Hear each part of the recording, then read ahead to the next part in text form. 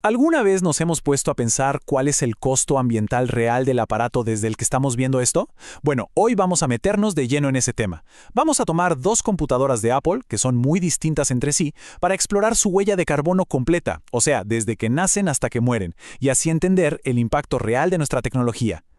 Para que esto quede súper claro, vamos a seguir un orden. Primero, vamos a entender el concepto principal. ¿Qué es eso del análisis de ciclo de vida? Después, veremos cómo lo usa Apple. Luego, nos vamos al caso de estudio, la comparación entre la iMac y la MacBook Air para analizar los números. Y cerramos con unas preguntas que nos van a dejar pensando. Muy bien, arranquemos con el primer punto. Para entender lo que hace Apple, primero tenemos que entender la herramienta que usan. Entonces, ¿qué es exactamente un análisis de ciclo de vida? O ACV, pues es una metodología, una especie de receta estandarizada para medir el impacto ambiental de un producto durante toda su vida. Pensemos en esto como si fuera la biografía completa del producto, desde la cuna hasta la tumba. Va mucho más allá de lo que pasa en la fábrica. Este proceso tiene, digamos, 4 fases clave, y son las que vamos a seguir en nuestro caso. Todo empieza con la extracción de las materias primas de la tierra. Luego viene la producción y fabricación. Después, la distribución, o sea, el transporte hasta que llega a nuestras manos. Y finalmente, la fase de uso, que es todo el tiempo que la usamos y el fin de su vida.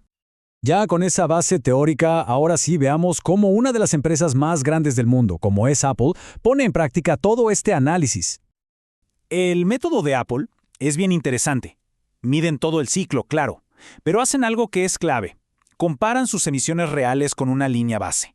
Esa línea base hay que imaginarla como el ¿qué pasaría si no usaran materiales reciclados o si no invirtieran en energía limpia? La diferencia entre esa línea base y la realidad nos muestra su progreso.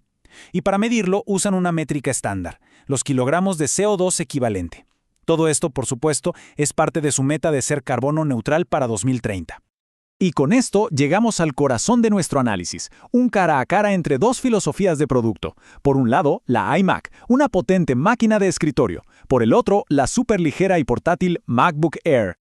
Y aquí es donde los números empiezan a contar una historia fascinante. Miremos la huella de carbono total. 346 kilos para la iMac contra solo 155 para la MacBook Air, o sea, menos de la mitad. Y una de las claves podría estar aquí, en el contenido reciclado. Mientras la iMac tiene más de un 15%, la MacBook Air llega a un impresionante 55%, en gran parte porque toda su carcasa es de aluminio reciclado. Ok, vamos a meternos más a fondo y a visualizar qué significan estas cifras en realidad. Bueno, este gráfico no deja lugar a dudas, ¿verdad?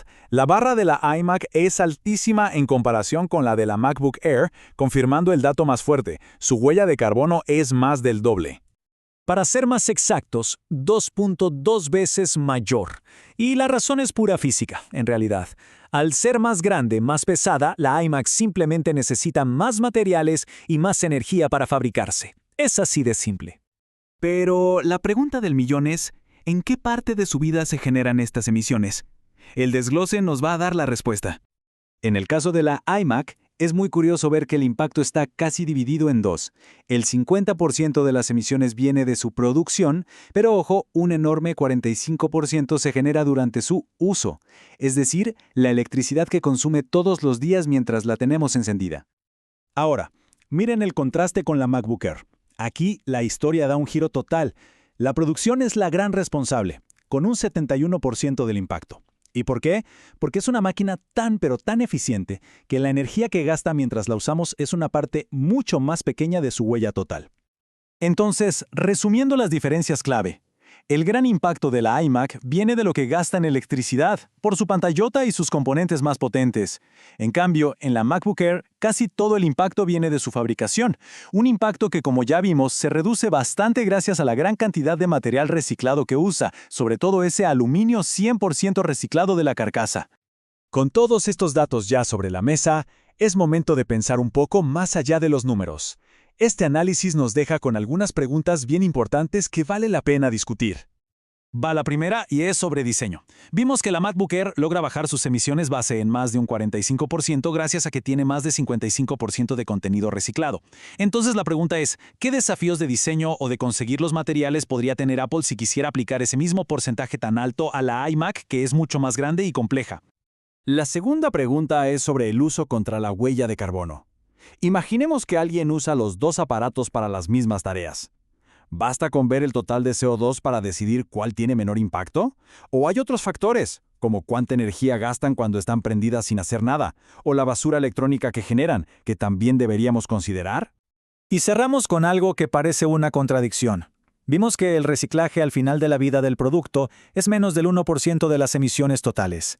Si su impacto en el carbono es tan pequeño, ¿por qué Apple invierte tanto dinero en programas de devolución y en robots para recuperar cantidades mínimas de oro, cobalto o tierras raras? ¿Cuál es el valor real de cerrar ese ciclo? Una buena pregunta para reflexionar.